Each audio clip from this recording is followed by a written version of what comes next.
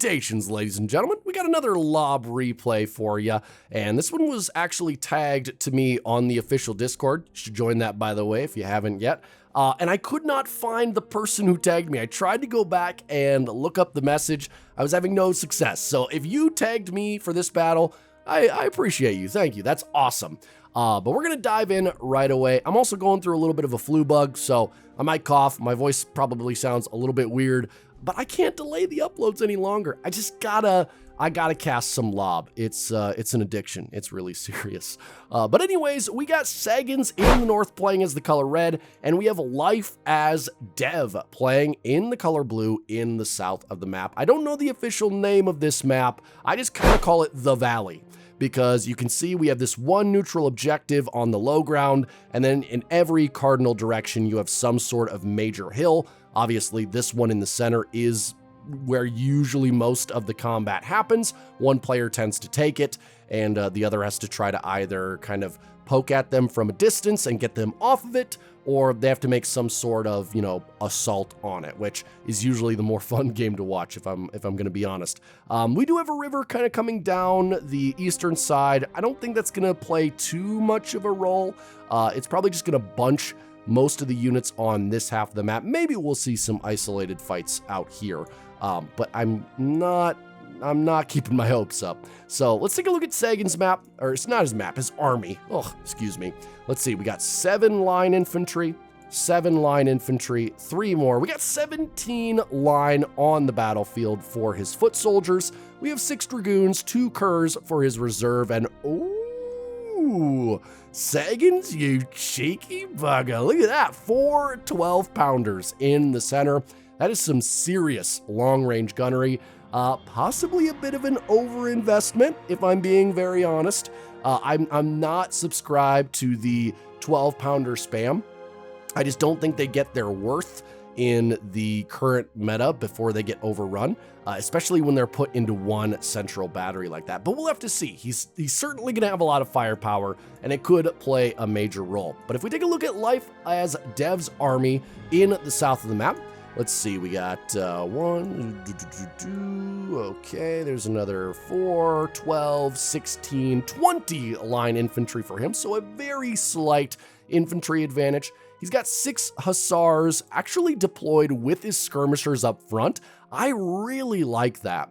I love the use of hussars as a mobile kind of front force, and I think, with Fog of War, maybe becoming a staple, I think that is going to be so important. And then he has 2 goons on either flank in the back, and then looks like he has 3 12-pounders of his own, so only 12-pounders on the battlefield today, and that is going to wrap up both armies. So without further ado, let's dive in. All right, okay, so already 2 really different deployments here.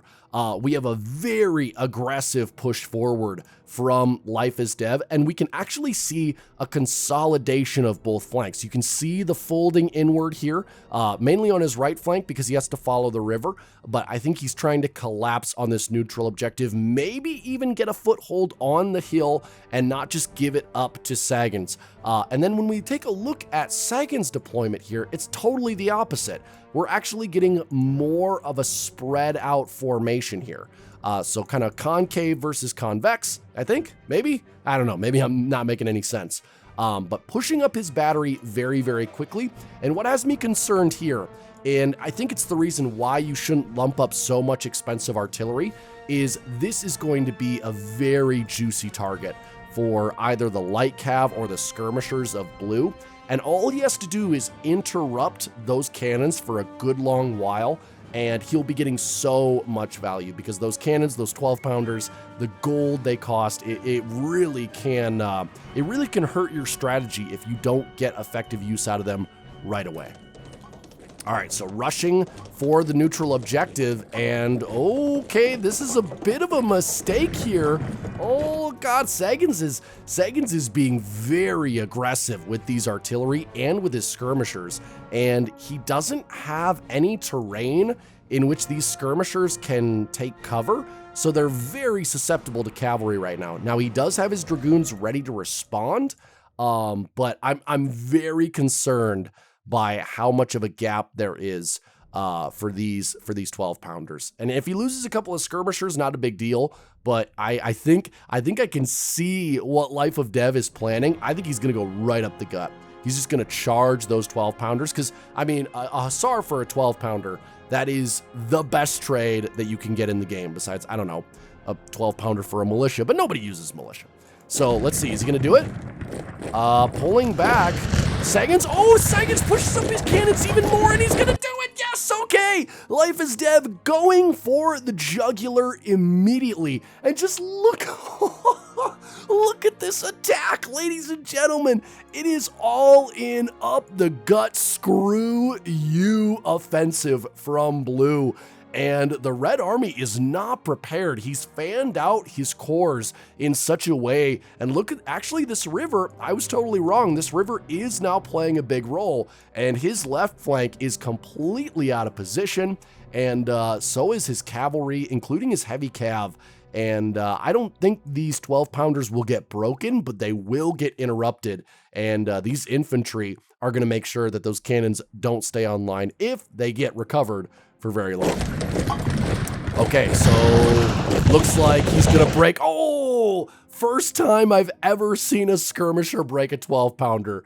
Granted, the Hussar did like 90% of the work. Okay, so 1 12 pounder's already down, and I see 1, 2, 3. Oh wow, that was a terrible skirmish for Red. He lost 4 skirmish units immediately for no tangible gain, and Blue's lost 1 Hussar.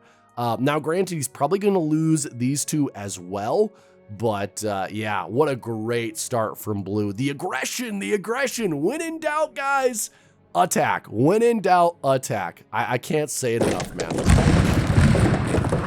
All right.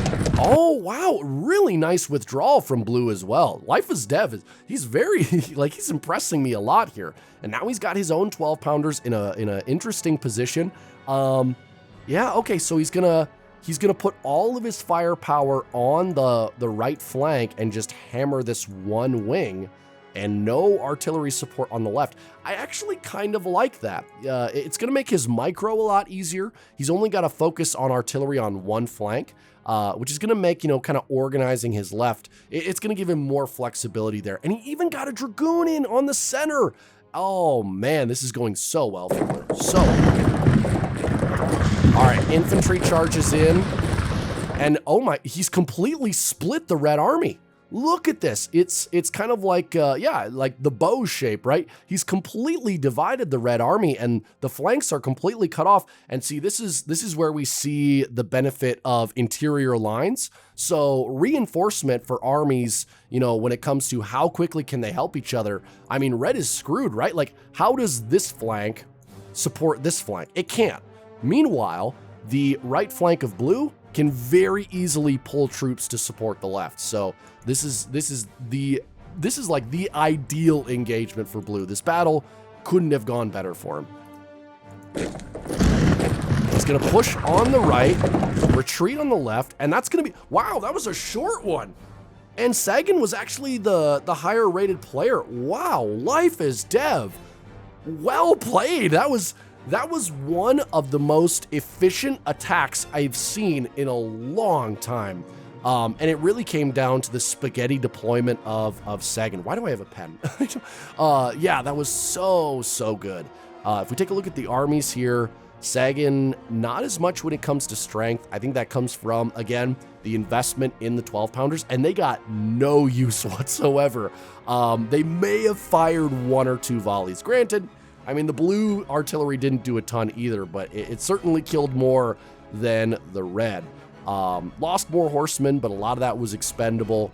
Yeah, lost 9 guns in just 10 turns. That's, yeah, there's really no coming back from that, in all honesty. So, wow, what a fun game. I really enjoyed that one. I hope you guys did too. I'll be back with more lines of battle, probably some longer battles next week. But until then, have a great day. Have a great life. See you later.